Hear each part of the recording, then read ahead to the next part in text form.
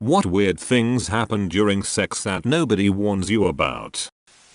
Long sex does not necessarily mean good sex. For one, the girl can get sore, especially if the guy is big.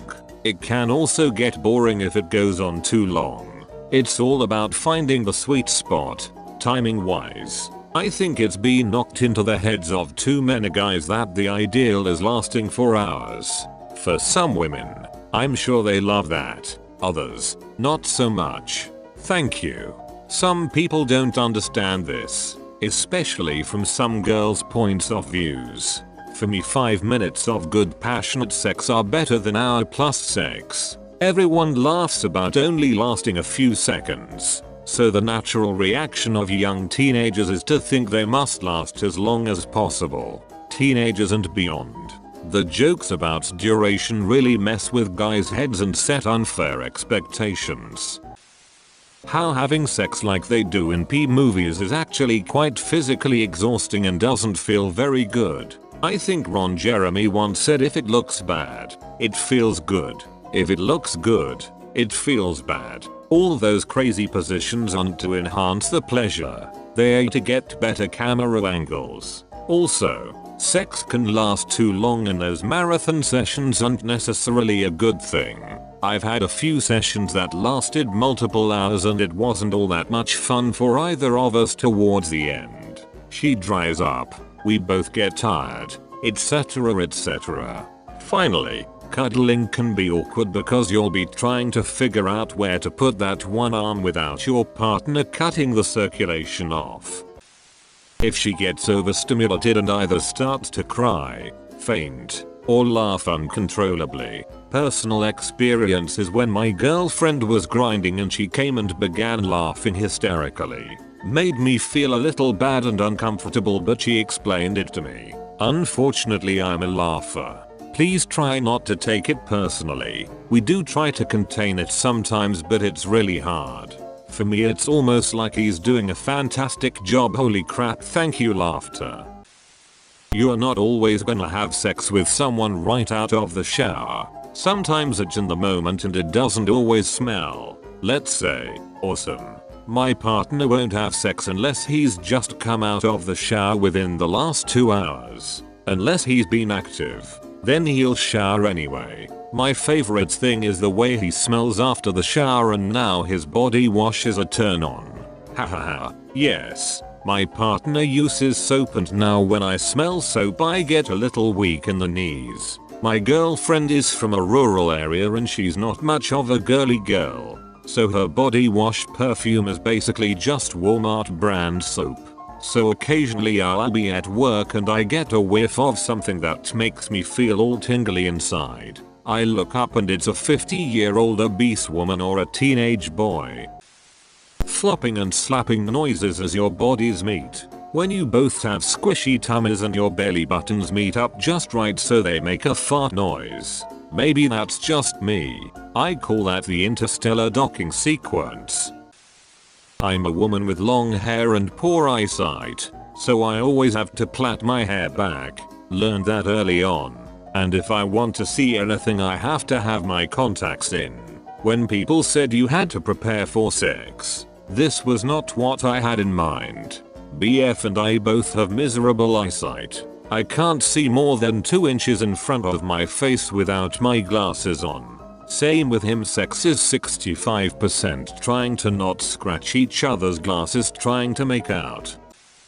Queefs, curious pets, spontaneous genital malfunction, all genders, the dreaded taint smash, muscle cramps, falling out of rhythm, flesh farts, when two particularly well-fitting sweaty areas match up and there's a little air in between, and it escapes, real farts, short and accidental MMA matches, I've taken an elbow to the eye socket, and the sentence "I don't bend that way." That's all I can think of off the top of my head. Hip cramps.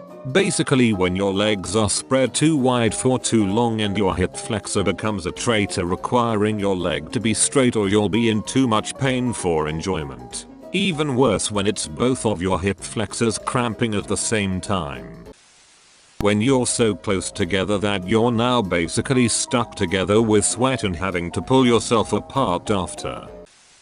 If your significant other is lactating, the oxytocin from sex can cause milk to squirt on you. This thread better not awaken anything in me. Oh, well hello new fetish. When you spoon with a girl after sex and your dong shrinks and sticks to her back like a piece of chewed up bubble gum. Reapplying lube and then doing the old rodeo cowboy hand gesture because you can't find the towel. So you just kinda keep your hand elevated like you're afraid to ask Ms. Lang a question in 8th grade. Miss Lang, where's the towel? Some people are absolutely amazing. Sexy wonderful people, but you just don't enjoy sex with each other. Sometimes it's libido differences and sometimes it's just certain things don't do it for you. I dated someone who had a high sex drive like me, but she loved teasing.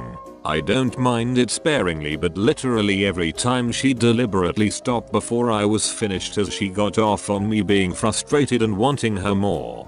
Something like that just won't work out if you don't also enjoy that. But for her, normal sex didn't do it for her, so even though we had great chemistry we would never see eye to eye in the bedroom. When he keeps rubbing and thinks he has a clit, but it's not. So you try to reposition your body differently against his hand, or rub it yourself, attempt to guide him there, but he keeps rubbing your pubic bone raw anyway until you give up and just get on top. Your hand cramps up or your elbow starts hurting. You realize your cat likes to watch. This is the worst, especially as they're not only watching but curious. You're in the heat of the moment, feeling good, forgetting you even have a cat, and then you feel their little paws in places they should never be. Forget about the paws. Our cat bites our fingers. You are lucky. Mine's paws were found a lot farther south. When you are a foot taller than your SO and lining up is difficult.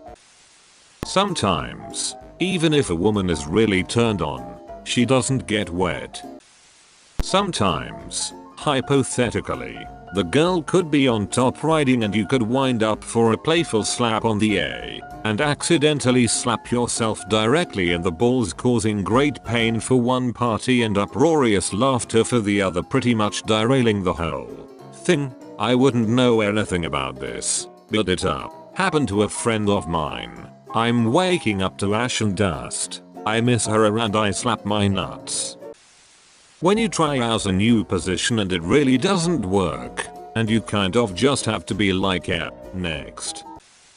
Her legs might start vibrating at an alarming rate. I thought she was having a seizure and panicked, but don't be dumb like me. Apparently some girls do that when they're about to orgasm. Not always when they're about to come. This happens to me if it's just really good, even if I'm not close yet. Your mind wanders. Like, you'll be trying to enjoy what's going on and you'll know damn well that you have been wanting this to happen for a while, and you'll still have random one-off thoughts. It can take some self-discipline to stay in the moment, especially since not everything you're doing is necessarily what's best for you. Sometimes you lose your spatial awareness. Partner and I were having a grand ole time. I lost sense of the bed dimensions. King. We were all over the place. Then I fell off the bed, over elbows onto my head and farted upon impact. I was embarrassed. He got me an ice pack for the knot on my head. We've been married 17 years now, and still laugh about it. Be safe, kids. Just when she's getting close, my tongue cramps up, jaw, fingers, and the needing to breathe when she has both your nose and mouth in just the perfect spot. Some people can't do two physical things at once, so they might be able to kiss, but once having sex they're bashing teeth, sticking tongue out too far, rotating the head the wrong way, just wrong. It's like they can't coordinate two types of bodily movement at once.